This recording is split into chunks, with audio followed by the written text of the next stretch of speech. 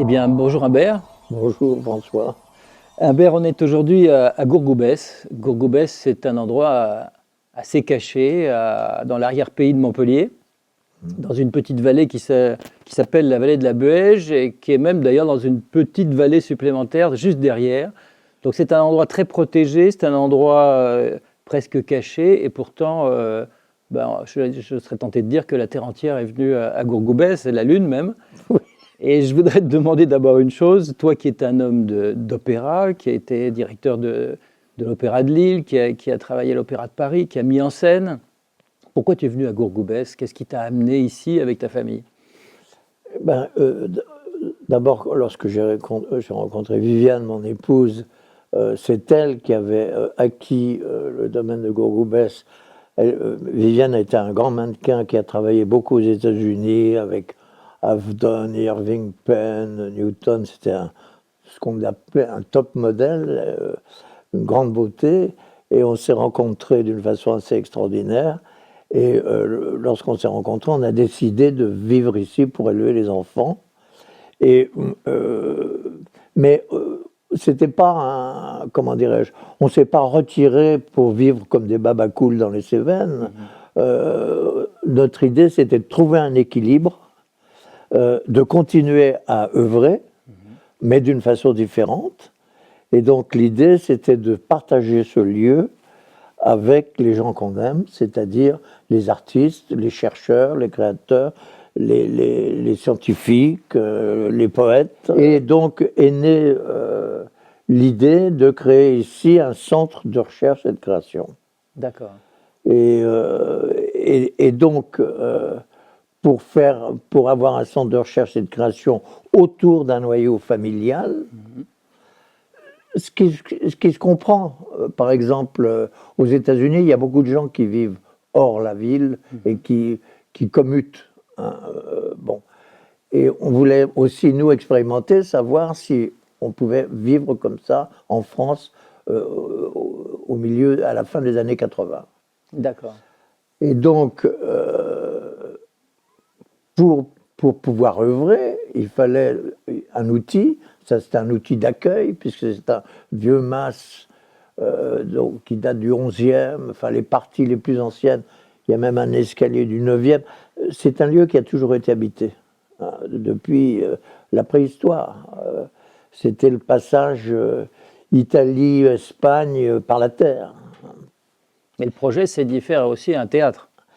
Alors, justement, c'était que pour pouvoir œuvrer dans le fil de mon travail, disons, théâtral, c'était de mettre en place un tas de recherches pour aider la création et aussi aider des jeunes créateurs à rentrer dans la profession parce que le problème de l'opéra, dans l'opéra, c'est que c'est une machine qui est lourde et à tout point de vue, budget, moyens nécessaires, etc.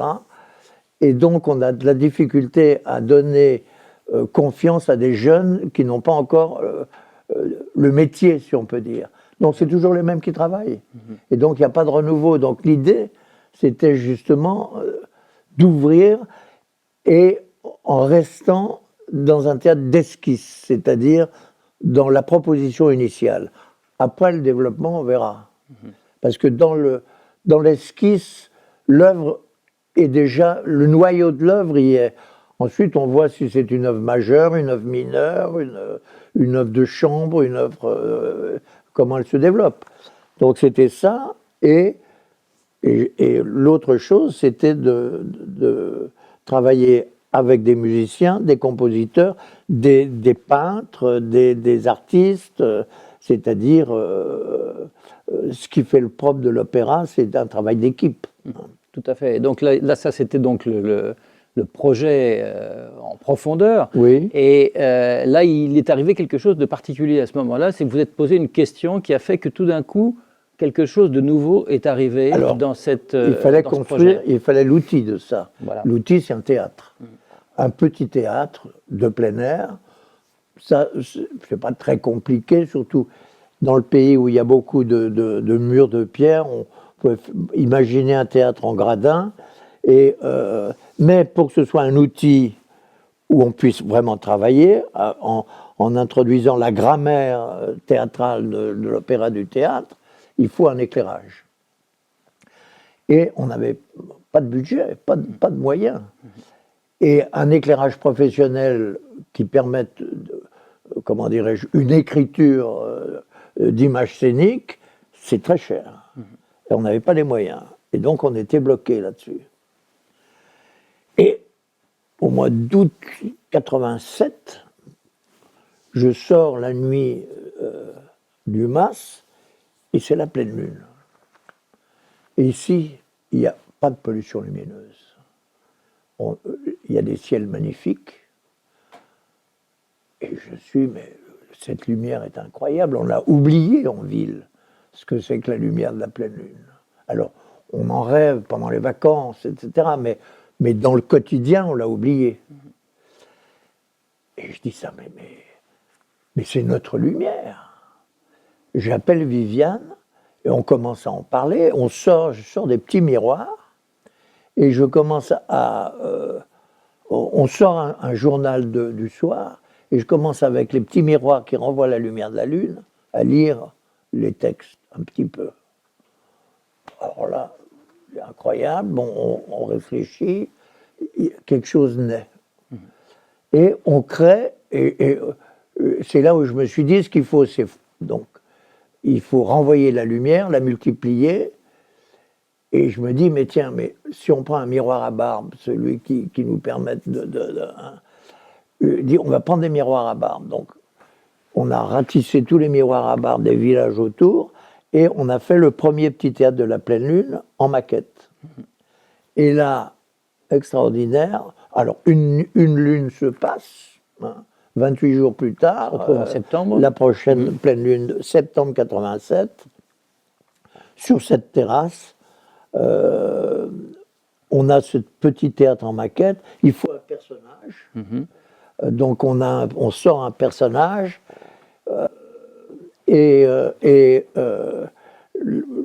je dis à Viviane, ça serait bien d'avoir un personnage un peu plus grand, peut-être, prends une carte à jouer. En plus, et donc elle sort la reine de cœur, et par hasard, et là, extraordinaire, on voit les couleurs sortir, les rouges, les jaunes, les bleus, et là on pense, Eureka, c'est vraiment notre lumière, quoi. Donc là,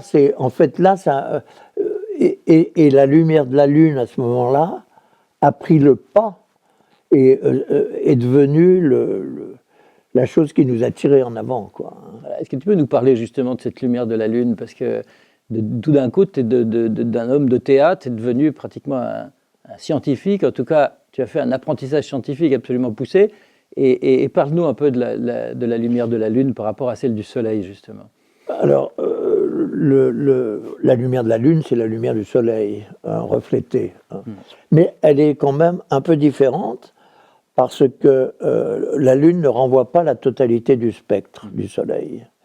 Le spectre du soleil est très large, qui va les infrarouges, les ultraviolets, les X, les radios, les gamma, etc. La lune, d'une façon assez étonnante, renvoie dans son intégralité ce qu'on appelle la fréquence visible, c'est-à-dire ce que notre œil voit.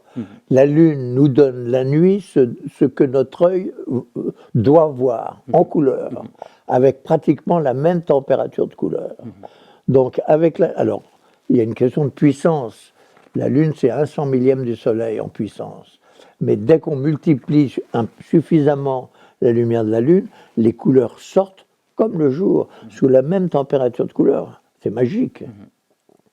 Et donc, vous avez commencé à observer toute cette question à développer la lumière de la Lune, mais là, il a fallu quand même avoir un peu d'aide, non?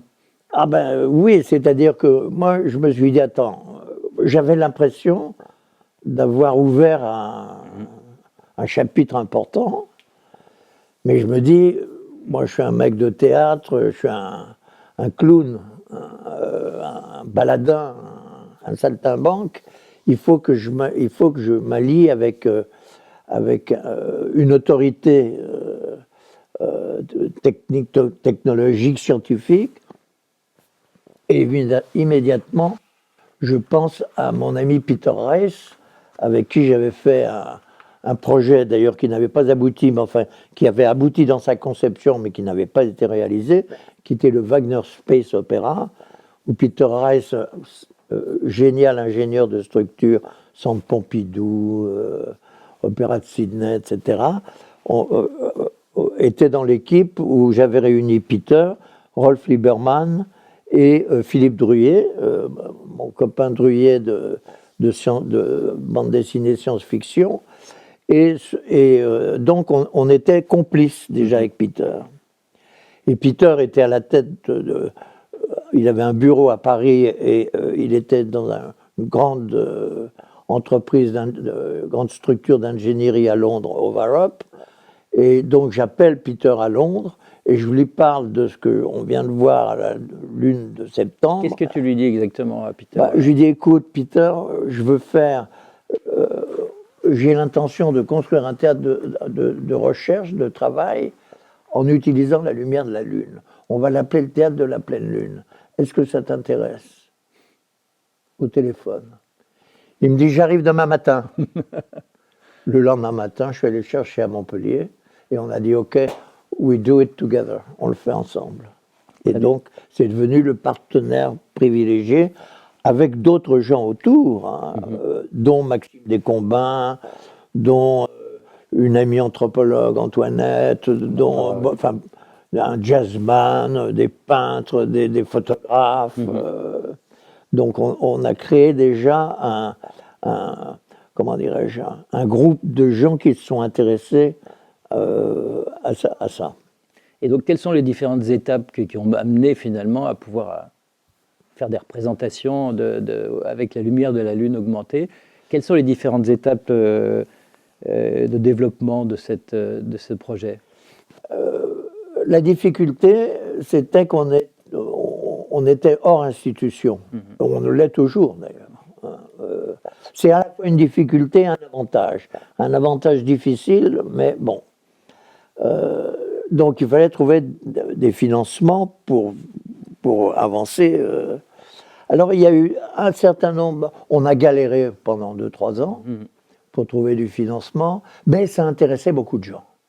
Les gens répondaient. Les financiers nous disaient, mais quand il n'y a pas de lune, qu'est-ce que vous faites? Ils disaient, on n'éclaire pas avec la lune. Hein. C'est comme quand on fait un spectacle de plein air, quand il pleut, on ne joue pas. Hein. Mais les gens étaient quand même intéressés, et du côté artistique et du côté scientifique.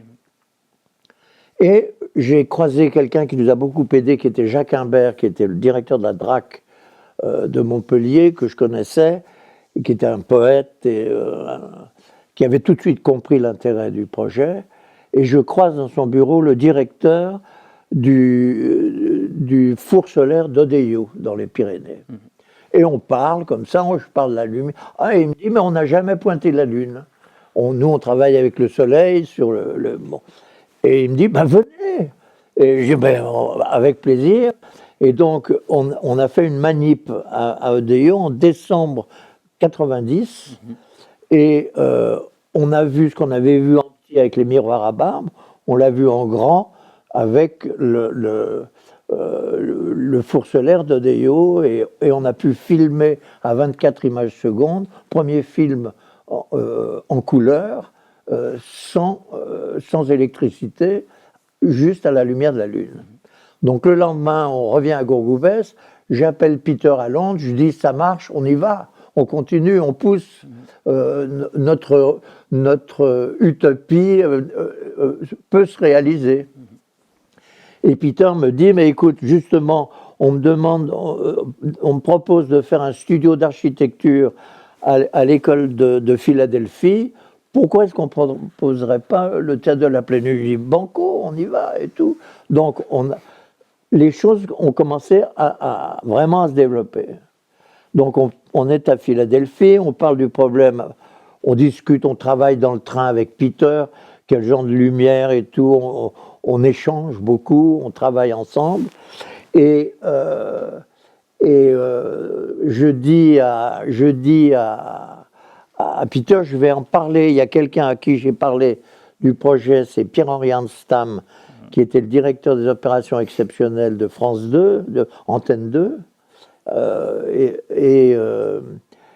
Et je lui dis, écoute, tu sais, ce projet de théâtre de la pleine lune dont je t'ai vaguement parlé, ça semble prendre forme. Il me dit, écoute, formidable, on lance une émission sur la nuit des étoiles filantes, sur l'astronomie et la culture, avec Hubert Reeves, avec Daniel Kuhn. Est-ce que vous seriez prêt cet été? Je dis, why not? Je rentre à Paris, on en parle. Et on a construit le théâtre avec une équipe de maçons berbères en 3 mois. Et on a été prêts. Le théâtre, l'émission était en août, vers le 12 août, parce que là, l'orbite de la Terre croise les restes de l'orbite d'une comète, pour ça qu'il y a beaucoup d'étoiles filantes. Et donc, on a été prêts et on a lancé cette émission qui a été une réussite fantastique. Je crois qu'il y a eu, sur les 4 premières années où on a été ici, il y a eu 25 millions de téléspectateurs. Enfin, c'était vu partout en France. Et puis, toutes les associations, les associations d'astronomie, etc. Parce que ce qui est formidable avec l'astronomie, c'est qu'il n'y a pas de frontière entre les amateurs et les professionnels. D'ailleurs, il y a beaucoup de comètes qui portent le nom et d'un professionnel et d'un astronome amateur. Mais alors donc là on voit d'ailleurs le théâtre là dans fini. On a la télévision, tout ça. Donc les problèmes financiers, tout ça, c'est réglé. Tout le monde arrive à Gourgoubès. Il y a des millions de gens qui arrivent à Gourgoubès. Qu'est-ce qui se passe exactement? C'est-à-dire que quand on a la télévision, déjà, on a une oreille des politiques beaucoup plus affinée. Et donc, et aussi, on a eu des aides de mécènes au début, qui ont été aussi déterminants. Et donc, on a avancé, on a fonctionné, et voilà. Ce qu'il faut dire quand même, ce qui est intéressant sur l'architecture du théâtre, c'est que son architecture est définie par la mécanique céleste. C'est-à-dire qu'évidemment, il est orienté. La forme des gradins est une section de la parabole qui focalise la lumière de la Lune quand la Lune passe dans l'axe, dans le ciel de Gourgoubès. On l'a orienté par rapport aux heures, surtout d'été, pour pouvoir travailler, pour que ce soit un outil de travail. Et il y a inscrit dans les pierres la polaire. Enfin bon, on a fait disons que la mécanique céleste est inscrite un peu dans la pierre, quoi. D'accord. Alors nous, on en est resté pour le moment au miroir à barbe pour éclairer la scène. Je suppose qu'il y a eu aussi beaucoup de travail pour arriver à capter cette lumière et l'augmenter à travers des récepteurs, à travers tout ça. Est-ce que tu peux nous en parler, ça, justement? Alors, évidemment,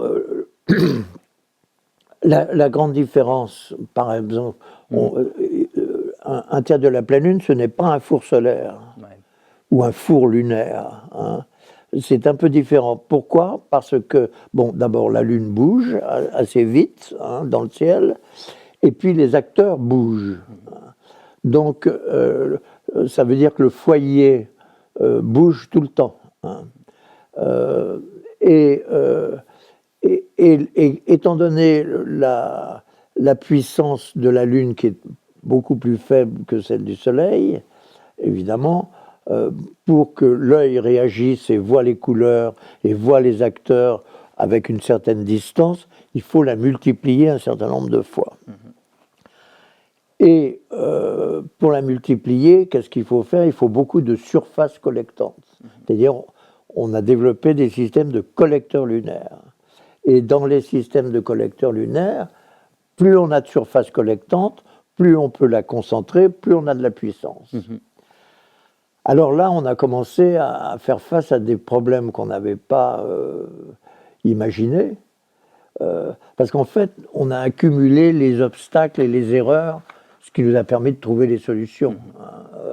Mais ça a été quand même un parcours du combattant. Parce que j'ai juste une question pour voir où on en est, c'est que il y a des précédents à tout ça, ou c'est vraiment une nouveauté absolue, mondiale? Comment ça se passe en fait? On sait que Kepler avait regardé la lumière de la Lune à Prague et avait constaté qu'il n'y avait pas enfin que ça ne chauffait pas. D'accord. Enfin, il y a des traces là. Mais sinon, on n'a pas trouvé d'antécédents. Lorsqu'on en a parlé à Hubert Reeves, à Daniel Kuhn, ils ont compris tout de suite. Bien sûr. Et ils se sont dit d'ailleurs, mais qui sont ces oiseaux dans les Cévennes qui travaillent Et en fait, après, ils ont tout de suite pigé le truc. On n'a rien inventé. On n'a rien inventé. En revanche, on a inventé un instrument, on a inventé un outil. Et puis, je crois qu'on a aussi ouvert de nouveaux chemins. Mais ça, on en parlera peut-être. Ouais. Parce que finalement, ce qui est incroyable dans cette histoire, c'est qu'on était à la fois dans un lieu primitif de nature, on est dans un théâtre à l'antique, et on est en train de chercher, à partir d'un astre céleste, le moyen finalement de développer cette lumière. Donc on est vraiment à cheval sur des époques, sur des disciplines, tout ça pour montrer aussi finalement du théâtre, de l'opéra. Oui, et de la danse, et de la musique, oui, bien sûr. Et je crois que, en fait, ce qui s'est passé, c'est que on a trouvé quelque chose que l'on ne cherchait pas, du fait de nos besoins. Et donc, ça a complètement réorienté nos actions, nos recherches et notre dynamique. Et donc, on a avec Peter, on a commencé à développer des systèmes. On a fait les premiers collecteurs de 91, qui étaient deux types de collecteurs. Ce qui était très intéressant avec Peter, c'est que Peter, ça l'a passionné tout de suite, Peter Rice. Moi, j'avais une tendance au début à dire on va s'appuyer sur l'industrie, et Peter me dit non, il faut tout qu'on fasse à Gourgoubès. Parce que là, c'est le labo, quoi. On va rester au labo pour l'instant. Et donc, on a développé une attitude de recherche laboratoire. Et donc, dans le laboratoire, on peut se permettre des écarts. On n'est pas obligé d'aller tout de suite au résultat final, si je puis dire. Bien sûr. Donc, par exemple, les premiers Kepler qui ont été dessinés par Peter, formidables, c'était des sections de paraboles, des sections de paraboles montées sur des cadres en bois avec des matériaux réfléchissants, formidables, qui étaient intégrés par rapport à la position dans le théâtre, etc. Moi, j'ai développé un collecteur qu'on appelait les Copernic. Je me suis... les Copernic en fond, qui étaient pour donner une lumière, disons, plus générale, les Kepler étant plus focalisants. Comme des poursuites, des choses comme ça. Alors après,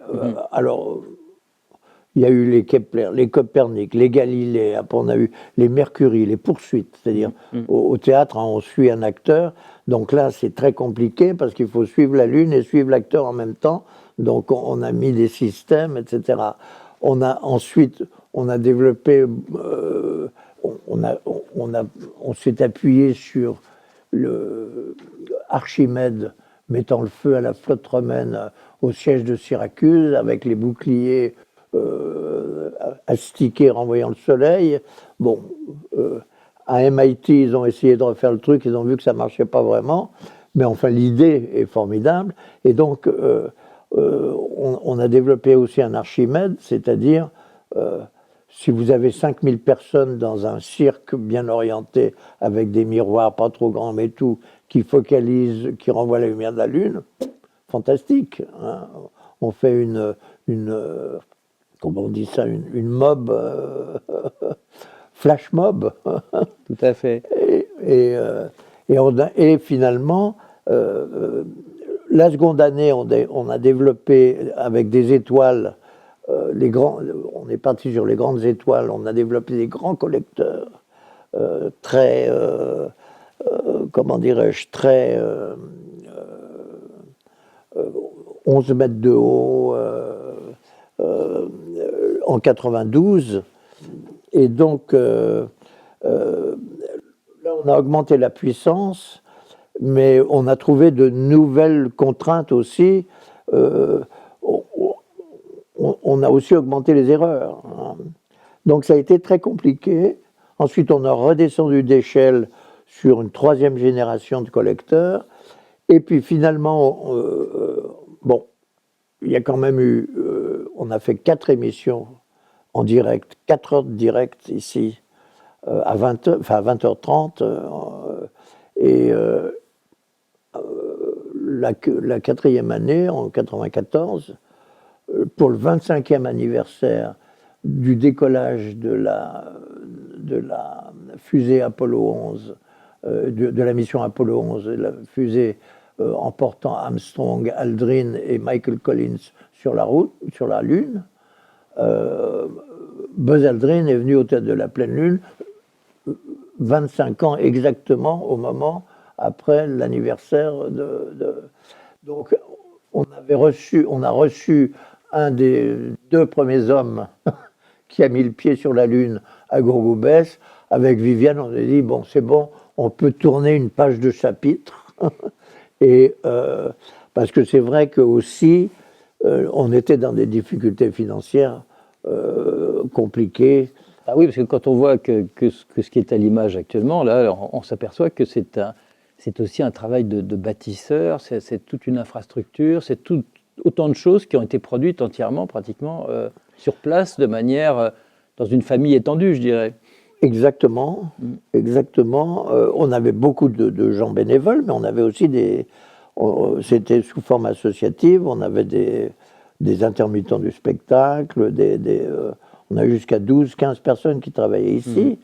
Comme on était en association, on a eu des aides, mais avec le jeu le jeu de trésorerie et le jeu de versement des subventions et des aides qui tombaient beaucoup plus tard, alors que nous, on commençait à payer les gens beaucoup plus tôt, on s'est retrouvé avec des adjos bancaires destructeurs. Bah oui, et donc, on a décidé d'arrêter, ou en tout cas de baisser la voilure et de retourner encore un peu plus dans le bureau d'études, qui nous coûtait moins cher puisque c'était uniquement de faire travailler la matière grise. Tout à fait. Et néanmoins, à part la Nuit des Étoiles, qui a eu donc un retentissement national et international, si j'ose dire, Oui. Il y a eu aussi des réalisations concrètes, parce que là, on va revenir maintenant au théâtre et aux réalisations théâtrales, opéra, etc. Parce que cette lumière, elle a servi quand même à faire des spectacles, en tout cas des esquisses de spectacles. Donc, Oui. est-ce qu'on peut parler aussi un petit peu de ces réalisations pour voir vraiment la lumière de la Lune augmenter en action? Voilà. L'idée, c'était de travailler dans des esquisses, donc dans des formules d'ateliers. Ouais. On a eu plusieurs ateliers avec des jeunes, avec des gens aussi très affirmés. On a eu des gens formidables, des musiciens, des compositeurs, Caroline Carlson a dansé ici. On a improvisé un spectacle. Ce qui était formidable avec les gens très créatifs, c'est que quand ils venaient travailler ici, l'environnement, tout ça, faisait qu'ils apportaient eux-mêmes ce dont ils avaient besoin, mais qui se révélait. Et ensuite, ils l'utilisaient. Mais on a fait des ateliers, par exemple, très intéressants sur on a, autour du songe d'une nuit d'été, avec des enfants et leurs parents, en 3 langues, en italien, en français et en anglais, évidemment. Et on a mélangé, c'était François Seigneur, l'architecte qui avait travaillé sur l'environnement décoratif scénique du plateau, et on avait une équipe autour d'une femme spécialisée dans la musique paléolithique, qui était venue d'Italie, et donc on a travaillé, on a fabriqué des instruments paléolithiques, on a refait par exemple ce qu'on appelle les rhomboïdes, les rhombos qu'utilisent les aborigènes, qui sont des instruments assez formidables, puis tous les sifflets, les percussions, etc. Bon. Et là, on touchait, on commençait à toucher l'anthropologie et le projet initial de discipline croisée. Hein. C'est ça. On a fait aussi, on a travaillé avec une jeune équipe d'étudiants sur Méliès et la Farben-théorie de Goethe sur les couleurs. Bon, il y a eu, on a, avec l'école de Saint-Bauzile de Putois, qui est un village du voisinage, et son directeur très sympathique, Jean-Pierre Renaud, on a monté un spectacle ils sont venus, je crois, 30 demi-journées dans l'année, et on a écrit un spectacle, Édredon, premier roi de la Lune, qui était très très drôle, très charmant, qui a marqué beaucoup d'enfants de la région, et donc, et d'ailleurs, ce qui a été assez intéressant, Jean-Pierre Renaud, dans le sens des disciplines croisées. Jean-Pierre Renaud, qui avait comment dirais-je, je dirais au départ un violon dingue, il travaillait sur les chemins de sel de l'Antiquité, et ensuite il a travaillé surtout énormément sur l'itinéraire alpin, le passage des Alpes d'Hannibal. Mais comme il n'était pas universitaire, il n'était pas entendu, il n'arrivait pas Et on en a parlé beaucoup, il a fait 30 fois le parcours qu'il a mis en évidence. Il y a 500 hypothèses depuis l'époque, mais il avait des informations, et il m'a donné 1 ou 2 informations. Je lui ai dit, mais attends, parce que le problème, c'est que les textes sur Hannibal, c'est 60 ans après, Polybe et Tite-Live après. Hein. Mais il y avait quand même des informations. Il disait qu'à tel endroit, on est arrivé là, et c'était le coucher héliaque des Pléiades. Donc j'ai dit, mais attends, on va te brancher avec l'Institut de la mécanique céleste. Il a contacté un type, il dit, mais c'est très intéressant. Est-ce que vous pouvez me donner la date du coucher héliaque des Pléiades à tel col Malor dans les Alpes de Provence en 218 avant Jésus-Christ? Et donc le type dit oui, c'était le 11 novembre. Donc 11 novembre, donc ça veut dire qu'ils ont passé le Rhône le 8 octobre, parce qu'ils savaient combien de temps ils faisaient par jour, etc. Et le 8 octobre, il avait une autre information. Nous sommes partis au lever du soleil, enfin au moment où ils sont partis vers Avignon, on est parti en direction exacte du lever de soleil. Or, le 8 octobre 218 avant Jésus-Christ, à Avignon, le soleil s'est levé exactement dans la direction de la Durance. Et ils ont remonté la Durance. Ils n'ont pas remonté le Rhône. Ils ont, et finalement, Jean-Pierre Renaud a présenté sa thèse à l'université, et il a été félicité avec... vous avez résolu une énigme historique. Il a résolu 30 énigmes sur les 32. Grâce aux Pléiades. Grâce aux Pléiades. On va revenir sur le théâtre et les Noces de Figaro, puisque c'est dans un passé récent, il y a eu cette représentation d'un acte des noces. Oui, c'est-à-dire que moi, je rêvais depuis toujours, mon rêve, c'était de faire les noces de Figaro, dont j'étais dépositaire de la mise en scène de mon maestro Strehler à l'Opéra de Paris. Et donc, le quatrième acte des noces est supposé se jouer à la lumière de la lune. Et donc, le rêve, c'était ça. Donc, j'en ai parlé avec Alexandre, mon fils, qui a monté une association, une petite compagnie opera-acting de jeunes chanteurs. Et finalement, on a développé un nouveau collecteur avec Nicolas Prouvé, qui a pris la suite de Peter Rice lorsque Peter nous a quittés. Et avec Nicolas, on a mis en place les Tycho Brahe, qui sont des collecteurs assez puissants, qui sont assez intéressants. Le principe, c'est... je suis parti des bulles de savon. Quand vous avez deux bulles de savon, quelquefois, qui sont collées ensemble, il y a une paroi entre les deux qui est plane. Tout à fait.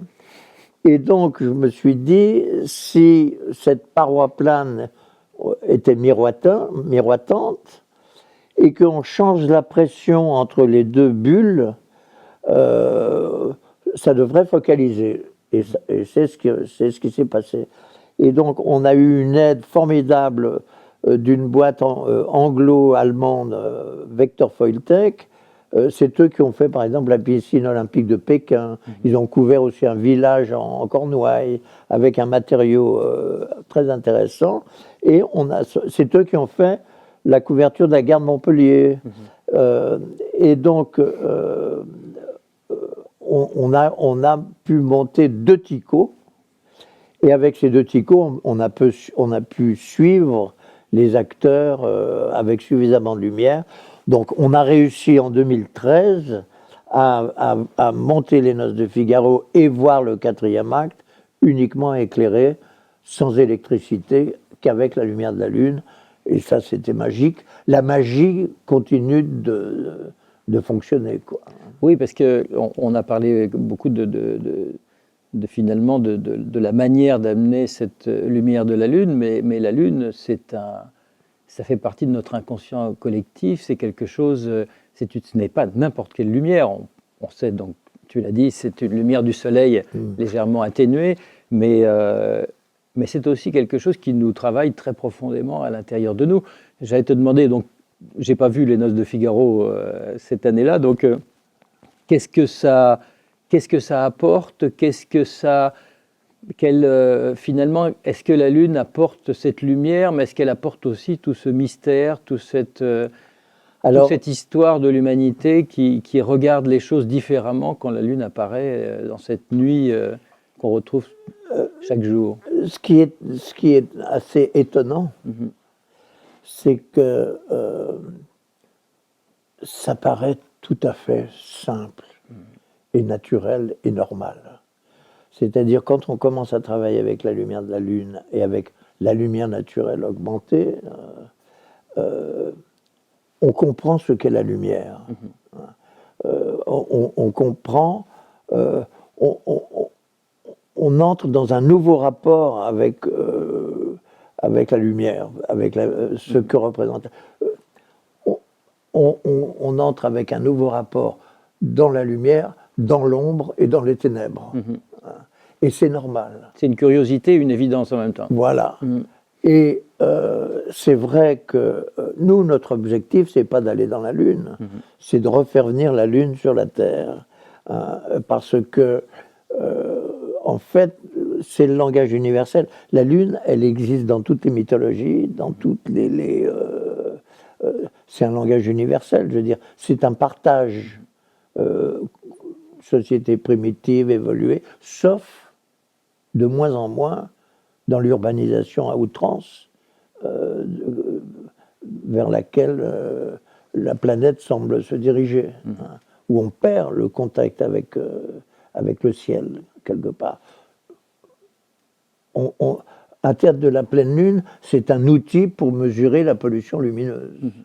Et il y a un combat à faire pour placer des théâtres de pleine lune comme outil dans la périphérie des villes, même dans les villes. Il y avait un projet à un moment avec Bernard Platner qui montait le building de Renzo Piano à Time à Manhattan. On en parlait avec Bernard et je disais, qu'est-ce qu'on va mettre sur le toit? Je dis, pourquoi vous ne mettez pas la tête de la pleine lune?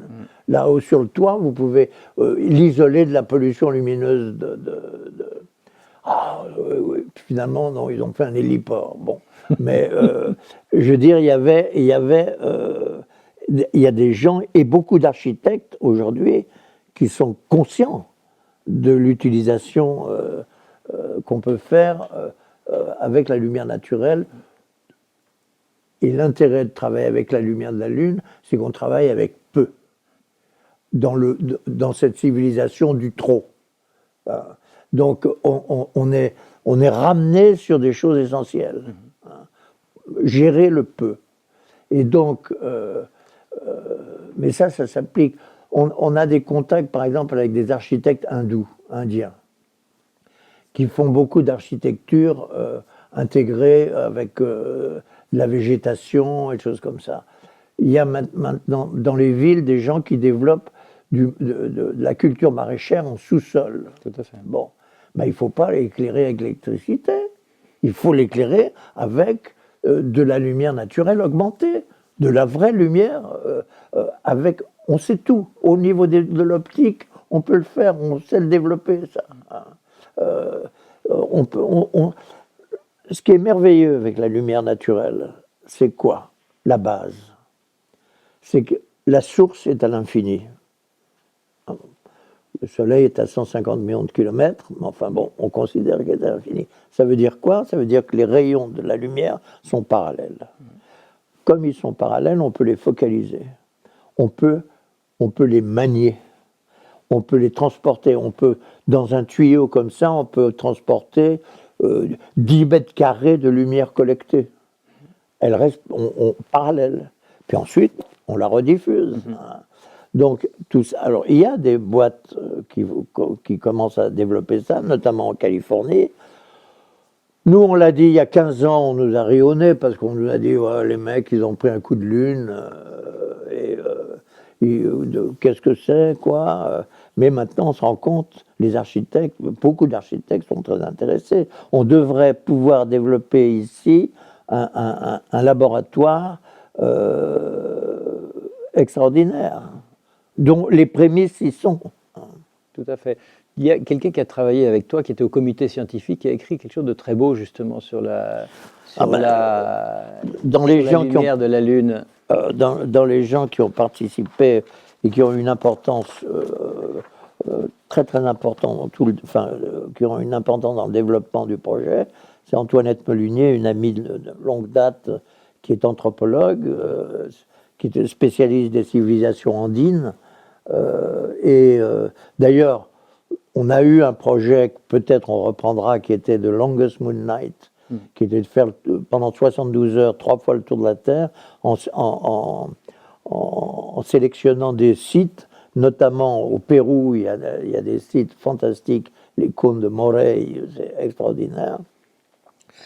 Et Antoinette Molinier, qui était ici au début, dès le début, a écrit un texte que je trouve formidable. C'était la pleine lune de Noël 91.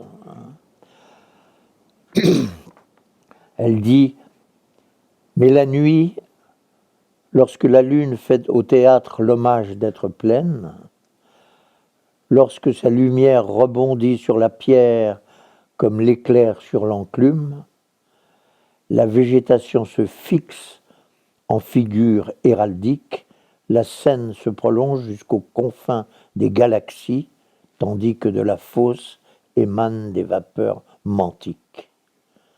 Tout est prêt pour capturer l'astre sauvage, non pour faire de son cœur des colliers et des anneaux blancs, comme les gitans de Garcia Lorca, mais pour domestiquer sa lueur, l'élever en lumière entière et révéler par elle la scène du monde. Il y a des projets d'organiser des conférences sur la lumière de la Lune dans les mythologies de la planète, avec Antoinette. Bon, mais ça, c'est le lien entre la science et l'art.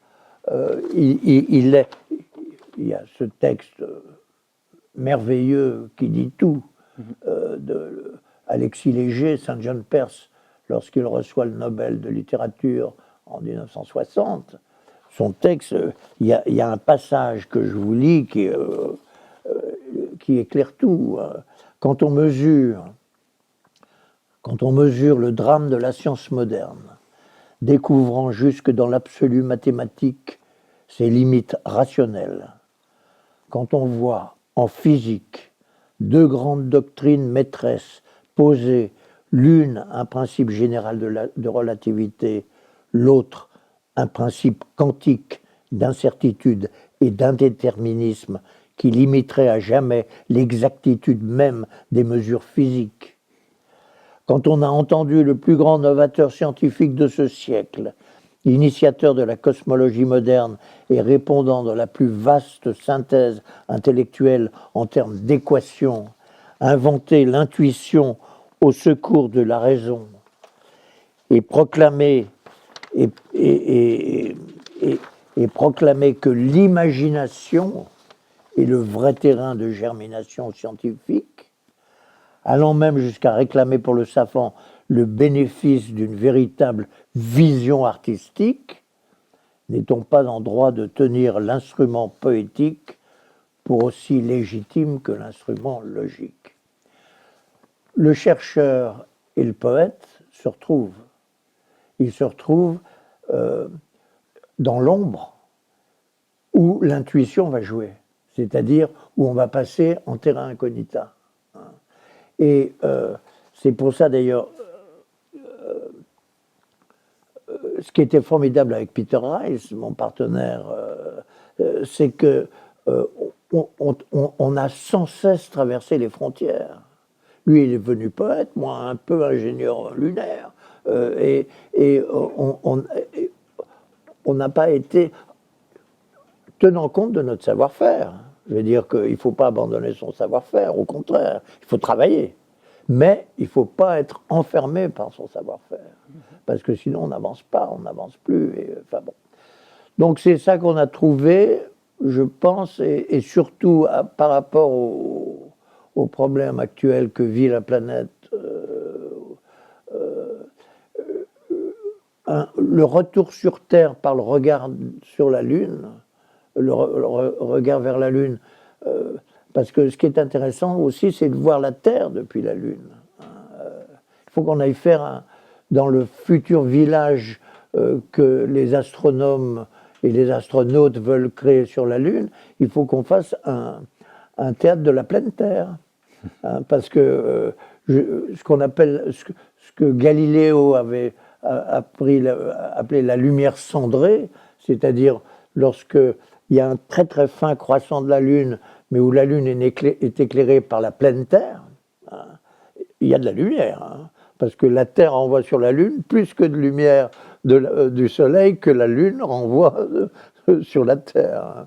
Donc Gourgoubès, c'est cette histoire de cette aventure de la lumière lunaire, cette aventure aussi de ces croisements entre les disciplines, de cette rencontre entre la science, la technologie, la poésie, le théâtre.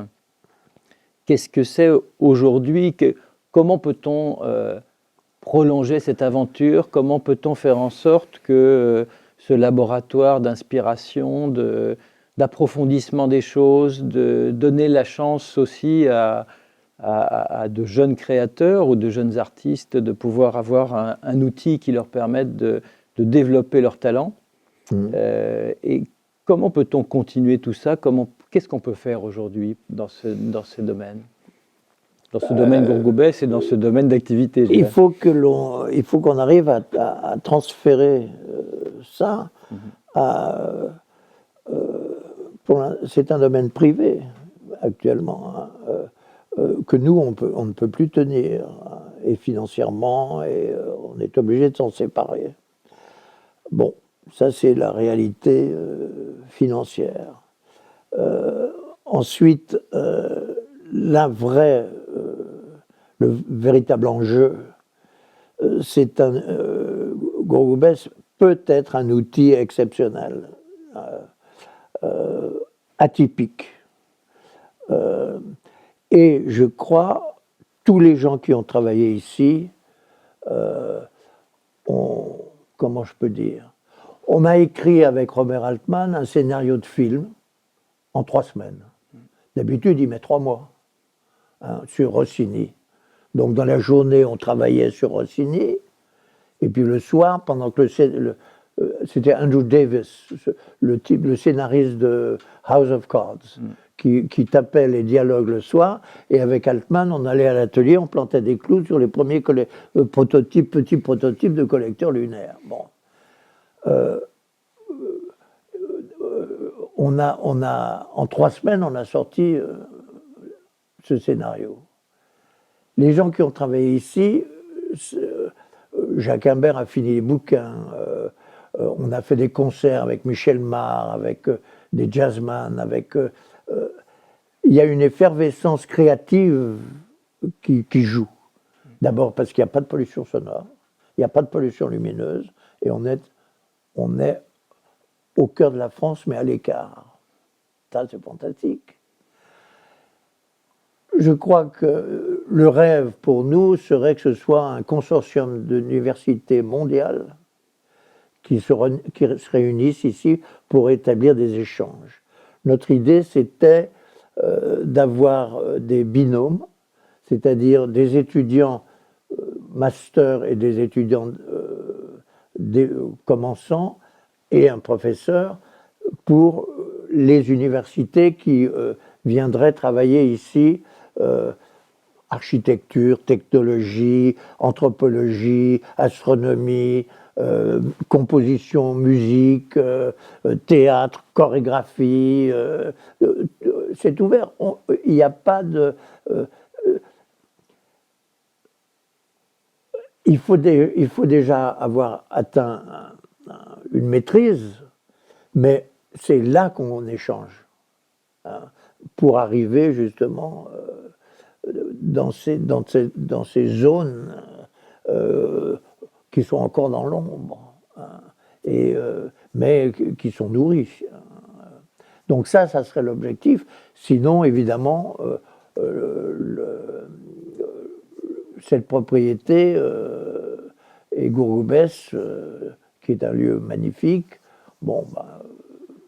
sera vendu, on verra, je ne sais pas. Mais je pense ou fondation ou mécénat, je pense que par exemple la région Occitanie, c'est elle qui devrait prendre Gourgoubès. Et parce que il y a quand même quelque chose d'extraordinaire. On a des universités en Australie, en Irlande qui demandent des choses. En France, non. L'école d'architecture de Montpellier n'a pas fait 40 km pour venir voir. On est dans les livres.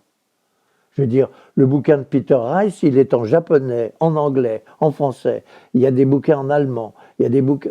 Qui est-ce qui nous contacte en France? Les étudiants.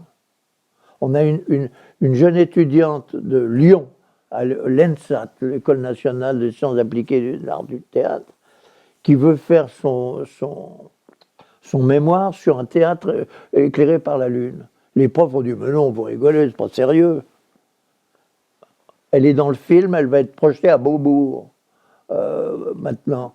Tu parles d'ailleurs du film sur Peter Rice. C'est le film sur Peter. Voilà, ça c'est important de l'annoncer. Oui. Où figure le théâtre de la pleine lune, bien sûr. Ah ben, le théâtre de la pleine lune et le film, parce que Peter, avant de mourir, Peter, qui est génial en structure, évidemment, il s'est passé quelque chose pour lui à Gourgoubès. Je pense que Peter était un spirituel, mystique, mais et il a dit il est probable que ma demeure psychique sera à Gourgoubès. Cette part de moi qui n'est pas en Irlande. Donc les Irlandais ont dit c'est quoi ce truc-là, Gourgoubès les gens ont dit comment, quoi. Donc ils se sont rendus compte que Peter a énormément. On a fait une sorte de petit colloque d'architecture. Peter, 6 mois avant qu'il nous quitte, il y avait Renzo Piano, enfin Silbert, enfin tous les amis architectes, Martin Francis, tout ça. Il a amené tout le monde ici et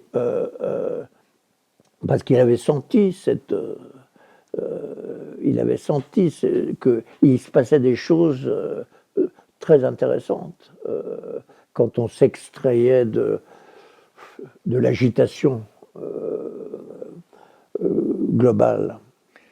Écoute, pour terminer, Humbert, et si tu devais parler de toutes ces années, si tu devais parler de Bourg-Goubès et de son futur, en une phrase, en quelques mots, tu dirais quoi?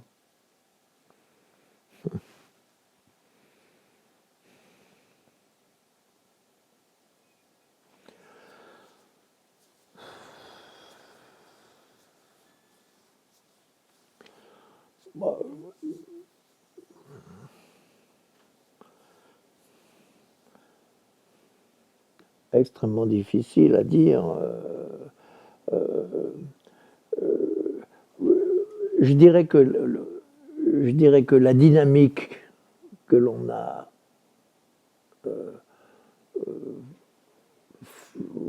ouvert ou que l'on a mis en mouvement un peu ici, elle restera. Elle restera. En tout cas, c'est aussi mon espoir. Mais et je crois que tout le jeu, bon, évidemment, je repense à la peinture et à Leonardo, mais c'est le jeu entre l'ombre, la lumière et les ténèbres. On rentre, il semble que la planète, avec la perte de la biodiversité, avec l'urbanisation à outrance, rentre dans une zone de ténèbres. Ben, il faut garder la part de l'ombre, parce que c'est par la part de l'ombre qu'on arrivera à faire revenir la lumière. Et donc, je crois que c'est peut-être ce chemin-là, je dirais, qui fait que notre travail n'a peut-être pas été inutile. Merci Humbert. Merci Humbert Kamal.